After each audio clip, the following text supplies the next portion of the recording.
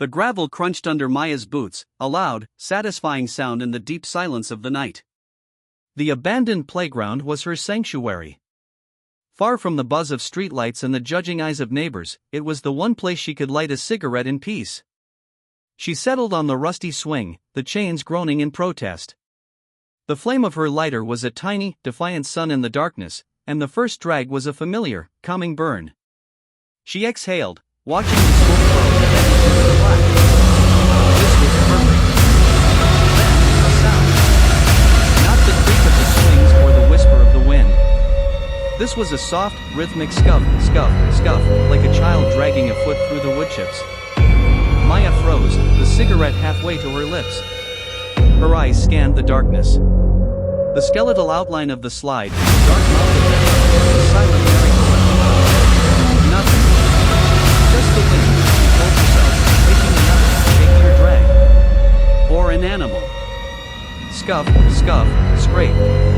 It was closer. Coming from the other side of the merry-go-round. Her heart began to hammer against her ribs, a frantic drumbeat in the quiet.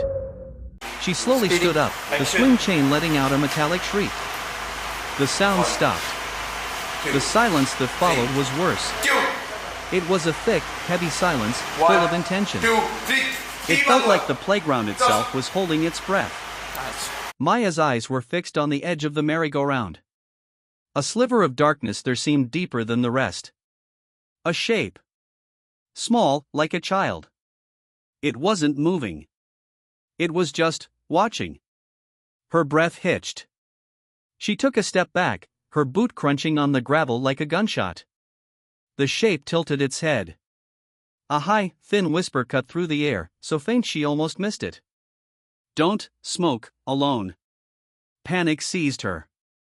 She dropped the cigarette, the ember dying on the ground. She turned to run, but her feet felt rooted to the spot. Scuff. Scuff. Scrape.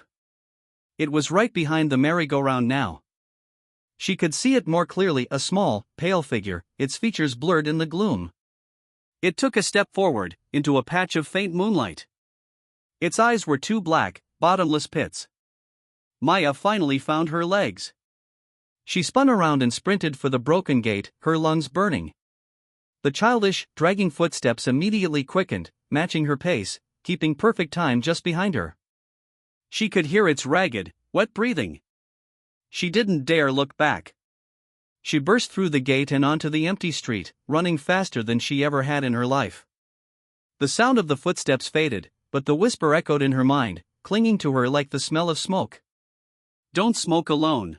She didn't stop running until she was safe inside her apartment, door locked, lights blazing. She leaned against the door, gasping for air, her whole body trembling. She was safe. It was only then, as her breathing began to slow, that she noticed the faint, gritty sensation under her fingernails. She looked down at her hands. They were dusted with fine, dark wood chips.